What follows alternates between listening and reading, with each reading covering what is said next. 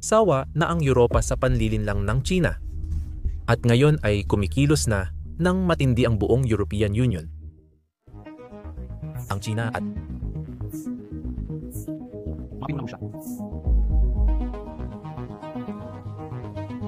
Sabi ng pinuno ng CIA, kumpiyansa ang United States na pinag-iisipan ng China na magbigay ng masasamang armas sa Rusya.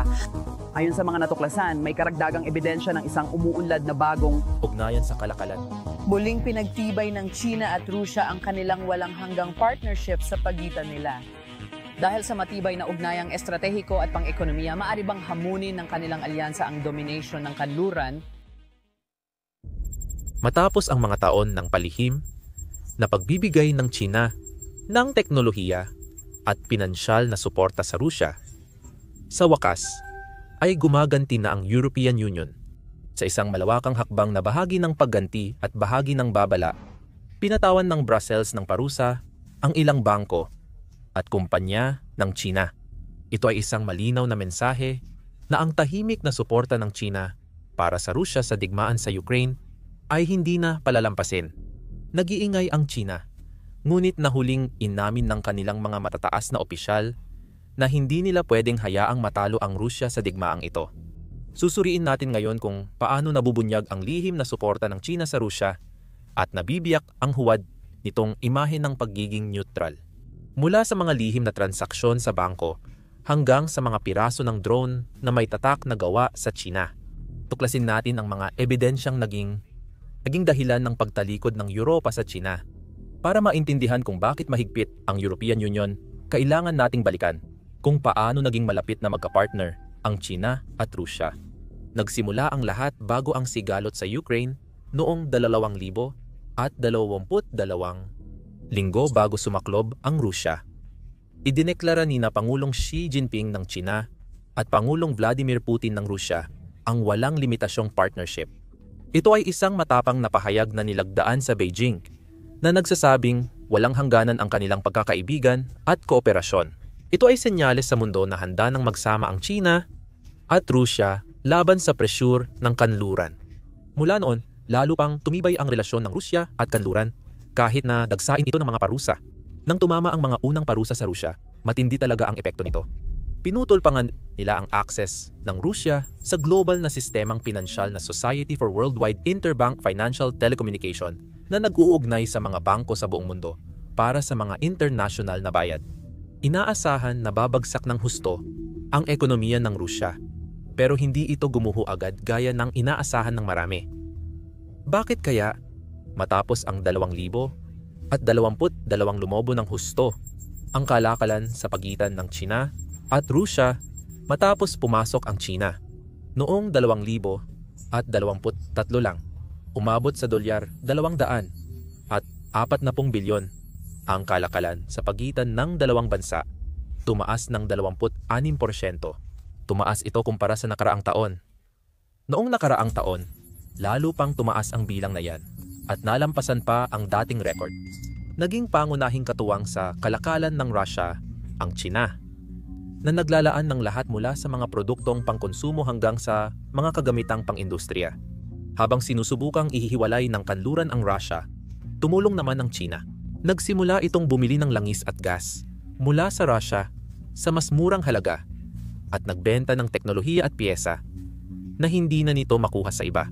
Ang papel ng China ay hindi lamang kalakalan, kundi isa ring maselang pagbabalanse. Iginiit ng Beijing ang pagiging neutral sa sigalot sa Ukraine at nagmungkahi ng 12 puntong plano para sa kapayapaan noong unang bahagi ng 2023. Kabilang sa plano ang tigil putukan at paggalang sa pambansang soberanya. Ngunit ito ay malabo at hindi tahasang kinondena ang mga aksyon ng Russia. Marami sa kanluran ang tumuring dito bilang isang diplomatikong palabas ng China para magpanggap na tagapamayapa ng hindi hinahamon ang Russia. Tinanggihan ng mga leader ng Europa sa Brussels ang mga panukala dahil ito ay walang bisa at kampi lamang sa isang panig. Ang plano ay hindi humihiling sa Russia na iurong ang mga puwersa o ihinto ang pag-atake at inilarawan ang sigalot bilang isang pangkalahatang hindi pagkakaunawaan sa halip na digmaan ng pananakop. Pinuna ito ng mga diplomat ng European Union bilang isang panlilinlang, isang paraan para magkunwaring neutral ang China habang binibigyan pa rin ng puwang ang Moscow. Hindi rin nakatulong ang China nang tumanggi itong tawagin ng digmaan at ginaya pa ang pananalita ng Russia. Para sa Europa, ang peace plan ng China ay hindi tunay na nagtutulak sa kapayapaan, kundi proteksyon lamang sa kaalyado nito. Bilang patunay, mula nang magsimula ang digmaan, dumarami ang ebidensya na patago ang pagtulong ng China sa Russia. Lumabas ang mga ulat na ang mga kumpanyang Chino ay nagsusupply ng mga dual-use na bahagi. Kasama rito ang semiconductors, electronics, at mga pyesa ng drone na may sibilyan at militar na gamit. Natuklasan kamakailan na ang mga makinang gawa sa China ay ipinapadala bilang mga cooling unit at ginagamit upang paandarin ang mga drone ng Russia na ginagamit sa Ukraine. Pinapadala ng Beijing ang mga pampasabog na nakatago bilang mga chemical at iba pang bagay para suportahan ang digmaan ng Russia. Ang resulta ng lahat ng ito ay kaguluhan. Ang lihim na suporta ng China sa Russia ay matinding tumatama sa Ukraine. Nakakatulong ang mga piyesang ipinapadala ng China sa Russia sa kanilang daan-daang nakamamatay na pag-atake gamit ang drone buwan-buwan. Ang mga drone ay tumatama sa gitna ng mga lungsod ng Ukraine. Nasisira ang mga mahalagang infrastrukturang sibilyan. Dumami ang produksyon ng Russia ng libu-libong long-range na drone na gumagamit ng teknolohiyang Chino. Tulad ng inaasahan mo, napakalawak ng pinsala. Inaasahang kakailanganin ng Ukraine ng mahigit 500 bilyon para sa muling pagtatayo ng bansa. Matapos ang taon-taong pambobomba, patuloy ang paglala ng pagdurusa ng Ukraine dahil sa tahimik na pagsuporta ng China sa digmaang makinarya ng Russia. Isipin ang matinding damdamin ng kawalan ng hustisya mula sa kaalamang ang mga makapangyarihang bansa ay sumusuporta sa mga atake upang mapanatili ang lakas nito. Dahil sa ganitong matinding hakbang, mapapaisip ka, bakit ba sobrang dikit ng China sa Russia? Ito ba ay dahil lamang sa kanilang pinirmahang No Limits Agreement? Higit pa ito sa pagkakaibigan o kalakalan, ito ay tungkol sa estratehiya. Ang China ay kumikita ng Russia bilang mahalagang kaalyado sa paglaban kontra sa United States at Europa, na patuloy na sinusubukang diktahan ang mga pandaigdigang patakaran. Sa pagsuporta sa Russia, maaaring hamunin ng China ang impluwensya ng kanluran at bumuo ng isang mundo kung saan mas malaki ang kanilang boses.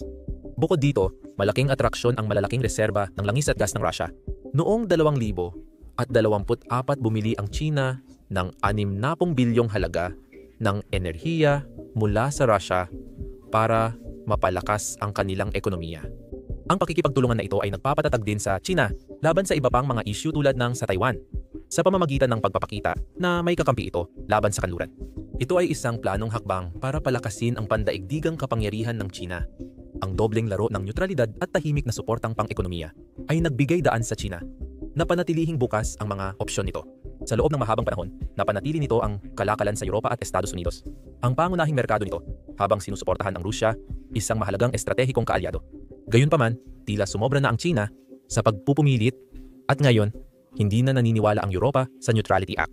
Matamang nagmamasid ang European Union sa mga ebidensya ng papel ng China sa pagtulong sa Rusya na mahirap ng balewalain.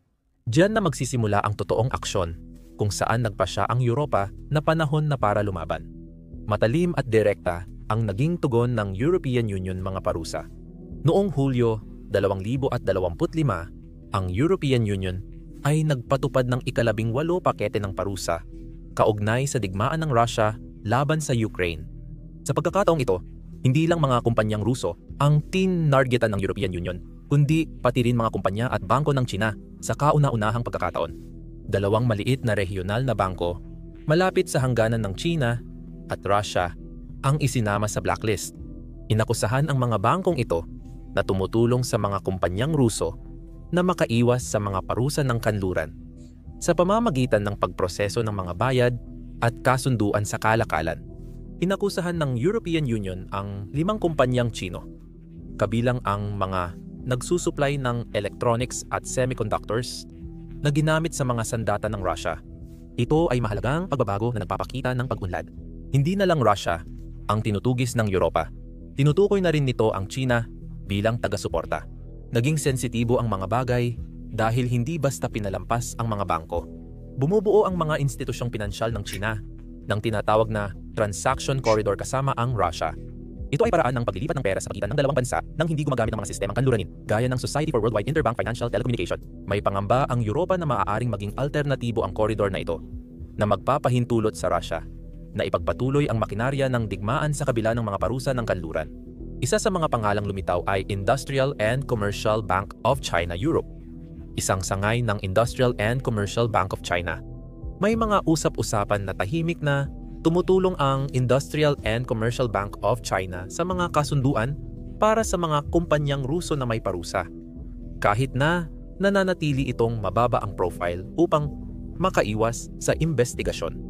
Noong 2023 nulat na binawasan ng Industrial and Commercial Bank of China at iba pang state-owned banks ng China ang ilang transaksyon sa Russia para maiwasan ang pagkawala ng access sa United States dollar system.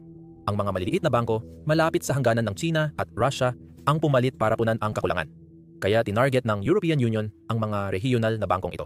Ito ay isang babala sa mga malalaking bangko tulad ng Industrial and Commercial Bank of China na sila ay binabantayan.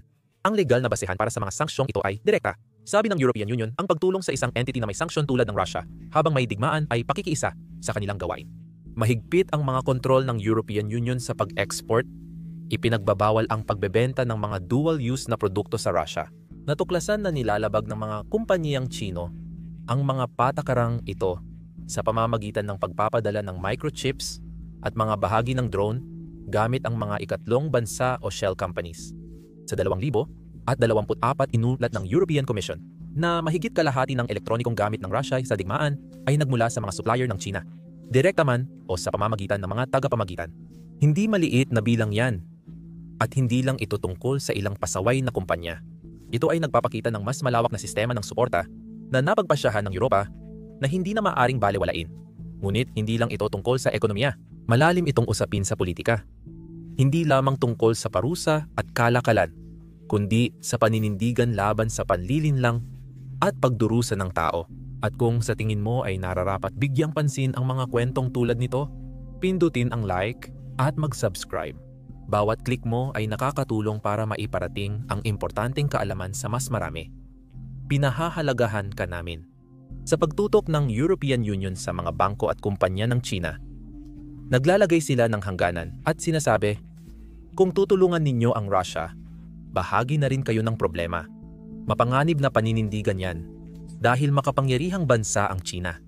Ito ang pangalawang pinakamalaking trading partner ng European Union na may higit 800 bilyon na kalakalan noong 2024. Maaaring bumalik sa European Union ang paghabol sa mga kumpanyang Chino, bagay na hindi ikinatutuwa ng Beijing.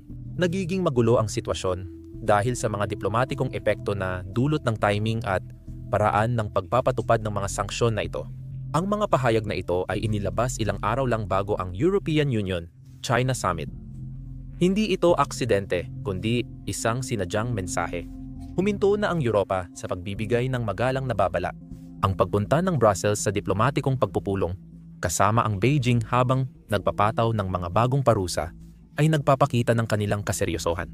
Hindi lang ito pagpapakitang tao. Ipinapahiwatig ng Europa na tapos na ang dating kalakaran sa China maliban kung may magbago. Hindi rin naman kumikilos ang Europa ng mag-isa. Habang nangunguna ang European Union sa mga parusang ito, tahimik na sinusuportahan ng Washington ang hakbang na ito. Nagpumilit ang mga opisyal ng United States ng mas mahigpit na pagpapatupad laban sa mga kumpanyang Chino na tumutulong sa Russia at nagbahagi ng intelihensya sa Brussels ukol sa mga teknolohiyang bahagi na napupunta sa digmaan. Mahigit 12 entidad mula sa China ang sinasanksyon na ng kagawaran ng komersyo ng United States dahil sa magkatulad na dahilan. Inilihim ang pagpapalakas ng koordinasyon ng magkabilang panig ng Atlantiko para mapigilan ang tagas sa pader ng parusa. Napagtanto nila na mas mabisa ang sabay na pagpuwersa. Iyan ang bahagi ng dahilan kung bakit mas matindi ang ika-18 pakete ng parusa ng European Union kaysa sa inaasahan ng marami. Gaya ng inaasahan, matapos i-anunsyo ng Europa ang mga parusa, mabilis at matindi ang reaksyon ng China. Tinawag ng China ang mga parusa ng European Union na long-arm jurisdiction. Termino na ginagamit nila para batikusin ang tingin nilang panghihimasok ng kanluran. Iginiit nila na ang mga parusa ay nagpapahina sa pandaigdigang katatagan at hindi makatarungang pinaparusahan ang mga negosyong Chino dahil sa pakikipagkalakalan sa Russia. Ayon kay Lin Tian, tagapagsalita ng Beijing, ang kooperasyon ng China at Russia ay sumusunod sa mga patakaran ng World Trade Organization at hindi dapat hadlangan. Patago, todo loob na nilolobby ng China ang European Union para lambutin ang posisyon nito. Ayon sa South China Morning Post, sinubukan ng embahador ng China sa European Union na makipagpulong sa mga opisyal para alisin ang mga bangko sa listahan ng mga parusa ngunit tumanggi ang Brussels. Yan ay nagpapakita ng determinasyon ng Europa. Sa likod ng mga saradong pinto, hindi nagkakasundo ang mga estado ng European Union sa tindi ng gagawing aksyon laban sa China. Ang mga bansang Pransya at Alemanya na may malalim na ugnayang pangnegosyo sa Rusya ay naging maingat. Subalit nabago ang balanse dahil sa presyo ng mga kasaping silangang nangangambang banta ito sa kanilang pag-iral. Gayunpaman, hindi naman nakikiramdam lang ang China sa pambabatikos ng Europa sa kanila. Bilang pagganti sa regular na pagpaparusa ng Europa sa mga entidad ng China, nagsimulang maghanap ang Beijing ng paraan para sumagot. Isa sa mga unang hakbang ay ang pagtutok sa European brandy. Nagsagawa ang China ng investigasyon kung ang European brandy ay ibinebenta ng masyadong mura na nakaapekto ng matindi sa mga exporter ng Pransya. Sa kasalukuyan, nawawalan na sila ng halos 50 milyong euro buwan-buwan. Ngunit simula pa lamang ito, marami pang paraan ang China para gumanti sa Europa. Kabilang ang pagputol ng supply ng rare earth minerals na maaring mas makasakit pa sa kanila. Ginagamit ang mga ito sa paggawa ng magnet, electric vehicle at wind turbine. Malaki ang pagdepende ng Europa sa China para rito. Noong 2000 at 20 at 2000 at 23, halos lahat ng rare earths ng Europa ay nagmula sa China na nagkakahalaga ng mahigit $1 bilyon. Kung magpasya ang China na bawasan ang pag-export, kahit kaunti lang, pwedeng biglang tumaas ang mga presyo. Maaantala nito ang mga plano ng Europa para sa malinis na enerhiya at mga dekuryenteng sasakyan. Hindi lang ito simpleng ideya. Noong 2010 itinigil ng China ang pag-export ng rare earth sa Hapon dahil sa isang alitan. At halos 30% ang itinaas ng presyo sa buong mundo. Kung gagawin nila ito sa Europa, maaaring magkaroon ng malaking problema ang mga kumpanyang tulad ng Siemens at Renault. May impluwensya rin ang China sa luxury market ng Europa. Gumagastos ng bilyon-bilyong piso bawat taon ang mga mamimiling Chino sa mga European brand tulad ng Louis Vuitton at Gucci. Noong 2024, gumasta sila ng halos 10 bilyong euro.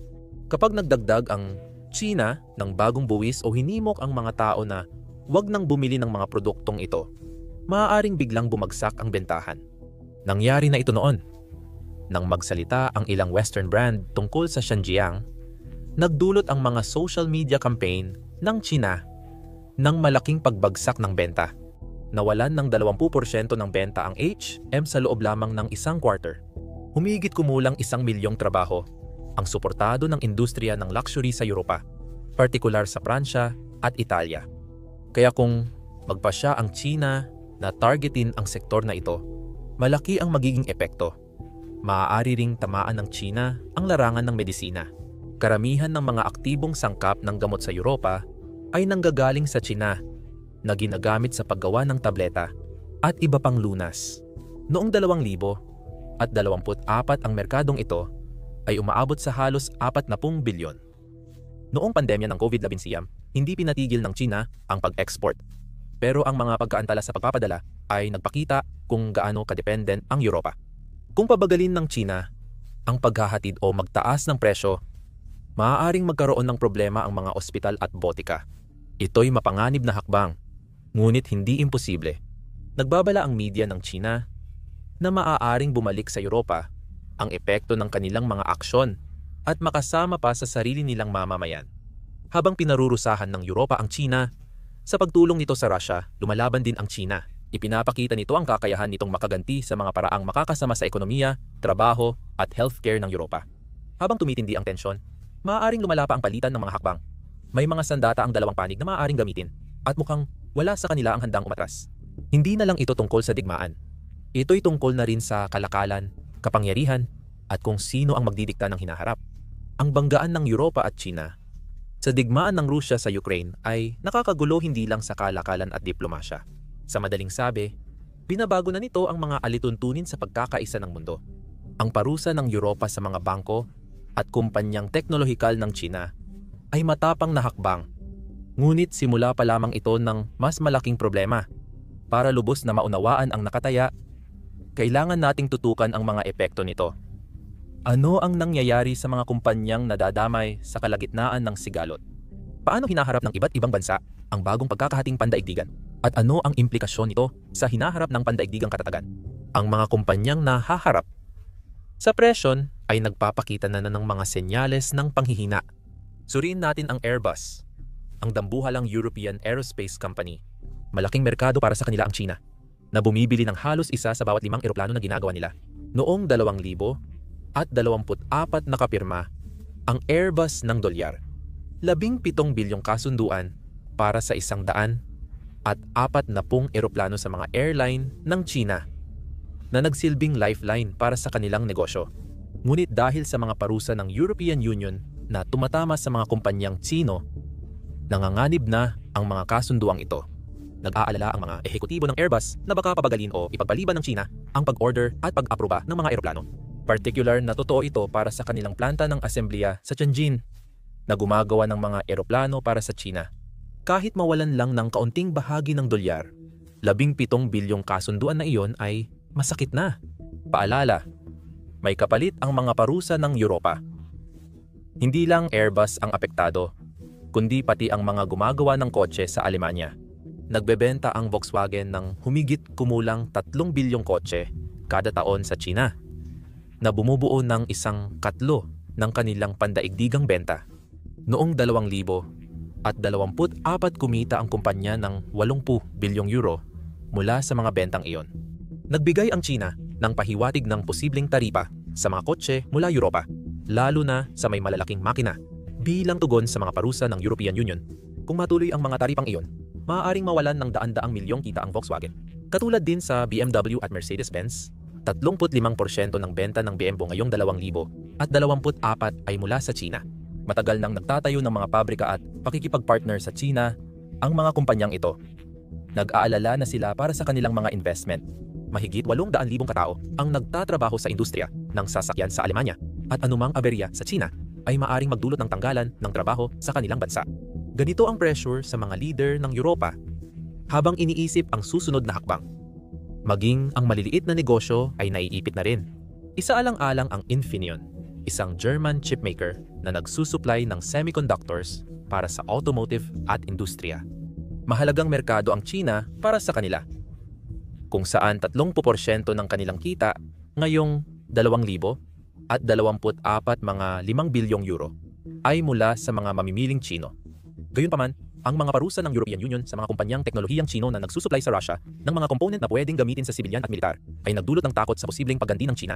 Kung higpitan ng China ang pagpasok sa kanilang merkado o magpatupad ng export controls sa mga hilaw na materyales gaya ng silikon, maaaring tumigil ang mga linya ng produksyon ng Infineon. Hindi lamang ito tungkol sa isang kumpanya, kundi sa mga supply chain na nag-uugnay sa iba't ibang bahagi ng mundo at nagdudugtong sa mga industriya ng Europa sa yaman ng Chichina. Hindi lang sa ekonomiya, kundi pati na rin sa diplomasya, umiinit na ang mga pangyayari. Dahil sa mga komplikasyon sa paghabol sa China, hindi basta nagpapataw ng matinding parusa ang Europa. At may dahilan ito. Kailangan pa rin ng Europa ang China ng husto. Isa ang China sa pinakamalalaking trading partner ng Europa. At kung tuluyang putulin ang ugnayan, masasaktan ang magkabilang panig. Nagbebenta ng mga produkto mula kotse hanggang luxury goods ang mga kumpanyang Europeo sa China, at nakadepende rin sila sa mga pabrika ng China para sa mga piyesa, materyales at tapos na produkto. Habang nagpapadala ang Europa ng matinding mensahe, maingat din itong hindi sirain ang sariling ekonomiya. Ito ang dahilan kung bakit hindi ipinagbabawal ng Europa ang kalakalan sa China o bigla ang umaalis sa merkado nito. Napakalalim ng kanilang ugnayan. Kung masyadong mabilis ang kilos ng Europa, nanganganib itong mawalan ng akses sa malaking merkado at makaranas ng kakulangan ng supply sa sarili nilang bansa. Iyan ay panganib na hindi kayang harapin ng mga leader ng Europa. Gayunpaman, alam ng Europa na hindi na ito maaaring umasa ng husto sa China. Ang digmaan sa Ukraine, tensyon sa Taiwan, at ngayon ang suporta ng China sa Rusya ay nagpatunay na delikado ang labis na pagdepende sa iisang bansa.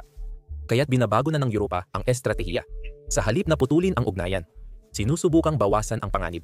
Nangangahulugan ito na bawasan ang ugnayan sa China nang hindi ito lubusang winawakasan. Isa sa mga paraan ng Europa para magawa ito ay ang pag-diversify ng kanilang supply chain. Ibig sabihin nito ay maghanap ng mga bagong bansa na pwedeng makipagkalakalan at mga bagong lugar na pwedeng pagkunan ng mga materyales at produkto. Halimbawa, may ilang kumpanyang Europeo na inilipat ang kanilang produksyon sa mga bansa tulad ng Vietnam, India at Mexico. Ang iba naman ay mas namumuhunan sa lokal na paggawa para hindi umasa sa mga supplier mula sa ibang bansa. Ang layunin ay tiyakin na hindi mabibigla at mahihirapan ang Europa sakaling magkaroon ng alitan sa politika o digmaang pangkalakalan sa China. Mahirap ang pagbabagong ito at hindi agad mangyayari. Nag-aalok pa rin ang China ng murang paggawa, malalaking pabrika at napakalaking bilang ng mga mamimili. Pero nagsisimula ng mag-isip ng pangmatagalan ang Europa. Mas pinag-uusapan na ng mga leader ang seguridad at katatagan ng ekonomiya. Nais nilang matiyak na makakatayo ng mag-isa ang Europa sakaling tumaas ang tensyon sa mundo. Makikita ang mga bagong kasunduan sa kalakalan, dagdag na pamumuhunan sa mga lokal na industriya, at pagsisikap na palakasin ang ugnayan sa mga bansa na may kaparehong mga halaga ng Europa. Habang tinutulan ng Europa ang suporta ng China sa Rusya, nag-iingat din ito sa bawat kilos. Nais nitong ipagtanggol ang sariling prinsipyo ng hindi napipinsala ang ekonomiya nito.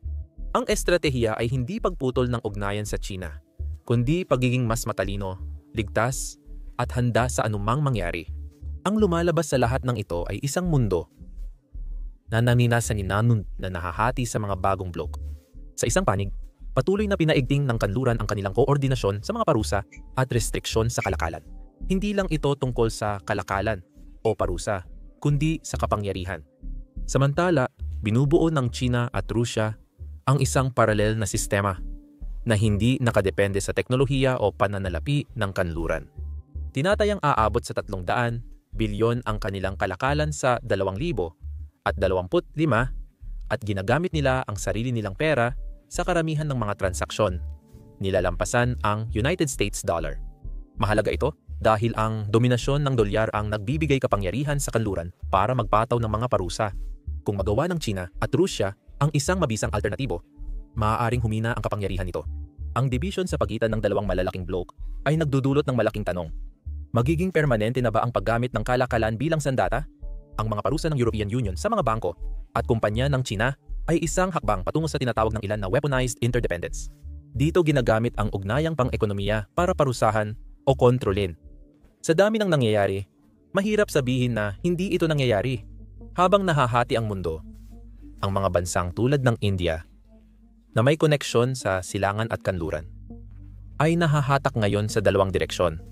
Kasama ito sa Brazil, Russia, India, China, South Africa. At pinalakas ang kalakalan sa China hanggang 136 na bilyon noong 2024. Pero umaasa rin ito sa pamumuhunan at teknolohiya mula sa kanluran. Bumibili ang India ng murang langis mula sa Russia, mga 1.8 milyong bariles kada araw. Noong 2024 mula sa 0.2 milyon bago ang digmaan, habang pinananatili pa rin ang ugnayan sa European Union, kamakailan, naging malaking usapin ito nang magbanta si Pangulong Donald Trump na magpataw ng taripa sa mga bansang bumibili ng langis mula sa Russia. Tinawag ang pansin ng India. Napansin ng India at partikular na sinabi ni Senador Lindsey Graham ng United States na dudurugin namin kayo at wawasakin namin ang inyong ekonomiya. Ipinahayag ng India na gagawin nila ang kinakailangan para sa kanilang mga mamamayan dahil ang seguridad sa enerhiya ang kanilang pinakamataas na prioridad. Mga alon lamang ito sa tubig, ngunit ang mas malalim na hidwaan sa pagitan ng European Union at China ay maaring pumilit sa kanila na pumili ng panig na iniiwasan na nila hanggang ngayon. Ang Turkey, isang miyembro ng NATO, ay isa pang hindi tiyak na salik dahil patuloy ang kalakalan nito sa Russia at China. Noong 2024 umabot sa dolyar, 7 bilyon ang export ng Turkey papuntang Russia, kabilang ang mga makinaryang pangmilitar. Kasabay nito, pinalalim ng Turkey ang ugnayan nito sa China, kung saan maraming kasunduan ang nagaganap sa pagitan ng dalawang bansa.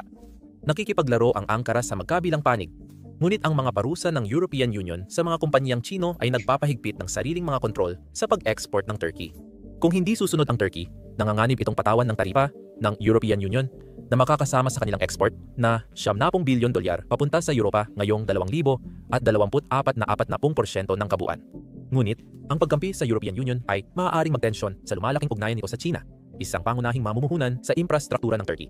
Naipit din sa gitna ang mga bansa sa Africa.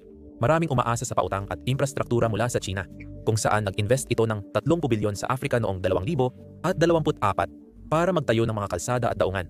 Ang Europa ang pangunahing nagbibigay ng tulong sa Sub-Saharan Africa, 20 bilyon bawat taon. Ang mga bansa tulad ng Nigeria at Kenya ay ayaw ma-alienate sa alinmang panig. Nag-e-export ang Nigeria ng 2 bibi na langis sa Europa. Ngunit pumirma ng 5 bi na kasunduan sa China para sa bagong pantalan sa 2025. Kung tataas ang tensyon ng European Union at China, maaaring piliin ng mga bansa ang pamumuhunan ng China o tulong ng Europa. Ito ay isang desisyon na maaaring magbago ng takbo ng ekonomiya. Ang ganitong paligsahan ay lumilikha ng isang mundo na mabilis mawalan ng tiwala. Ang mga parusa ng European Union ay nagtutulak sa mga bansa na muling suriin ang kanilang mga alyansa na maaaring magkaroon ng pangmatagalang epekto.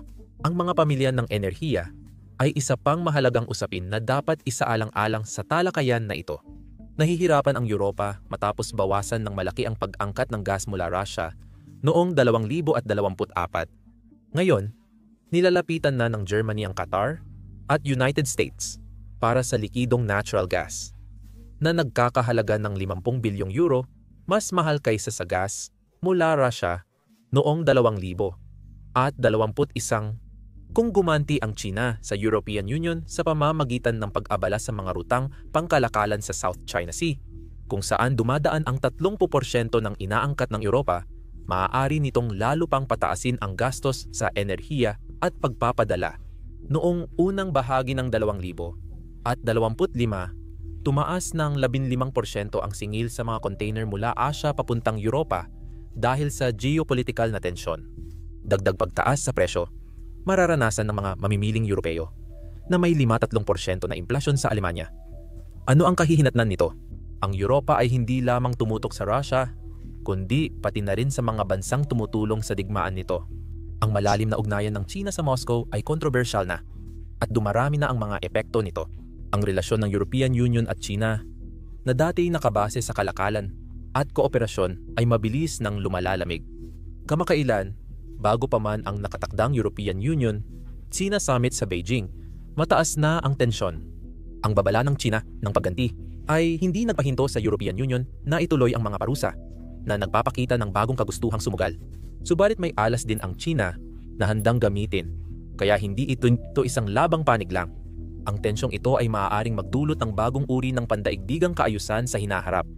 Sinusubukan ng kanluran na ihiwalay ang Rusya. Ang pagpwersa ng China ay lumilikha ng hidwaan. Kung lalo pang palalakasin ng China ang alyansa nito sa Rusya, maaari itong mawalan ng akses sa napakalaking merkado ng Europa. Kung aatras ang Beijing, malamang na humina ang estratehikong posisyon nito laban sa kanluran. Sinusubukan na nito ang sitwasyon, pinapalakas ang kalakalan sa mga hindi kanluranin na bansa.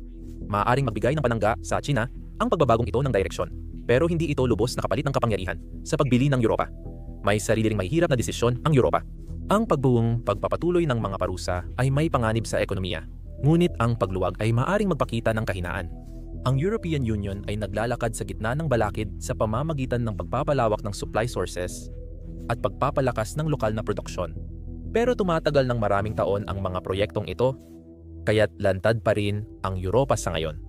Kapag naghigpit ang China sa pag-export, maaaring mahirapang maabot ng European Union ang mga layuning maging berde, tulad ng 55% na pagbawas ng emisyon sa 2,000 at 30 patuloy na pinalalala ng digmaan sa Ukraine ang pagkakahating ito.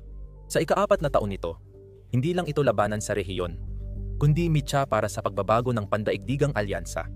Inaasahan ng European Union na ang mga parusa laban sa China ay mapipilit ang Beijing na muling pag-isipan ang suporta nito sa Russia. Pero ang China ay nagtitiwala na malalampasan nito ang kanluran gamit ang Brazil, Russia, India, China, South Africa at sariling ekonomiya. Ang resulta ay nakasalalay sa kung sino ang mas makakatagal sa sakit. Ang ekonomiya ng Europa ay malakas na may 18 trilyon na gross domestic product, ngunit mahina sa mga biglaang pagbabago sa enerhiya at kalakalan. Ang dolyar, 17 trilyong ekonomiya ng China, ay mabilis ang paglago pero umaasa sa pag-export sa kanluran. Habang humihigpit ang Europa, may pagpipilian ang China. Maaari nitong palalimin pa ang alyansa nito kay Rusya. Umaasang ang kanluran ang unang uurong. Maaaring umatras ito, bawasan ang suporta sa Moscow, at subukang iligtas ang ugnayang pangkalakalan sa Europa na bumuo ng 14% ng mga export ng China noong 2024. Mahirap yang desisyon para sa Beijing na itinuturing ang Rusya bilang mahalagang kaalyado sa paghamon sa dominasyon ng kanluran. Sa ngayon, pinapanood ng buong mundo kung sino ang unang bibitaw sa tensyong ito na mataas ang pusta. Habang tumatagal ang digmaan at tumitibay ang mga alyansa, ang tanong ay hindi lang kung sino ang unang bibitaw, kundi ang magiging itsura ng mundo pagkatapos nito.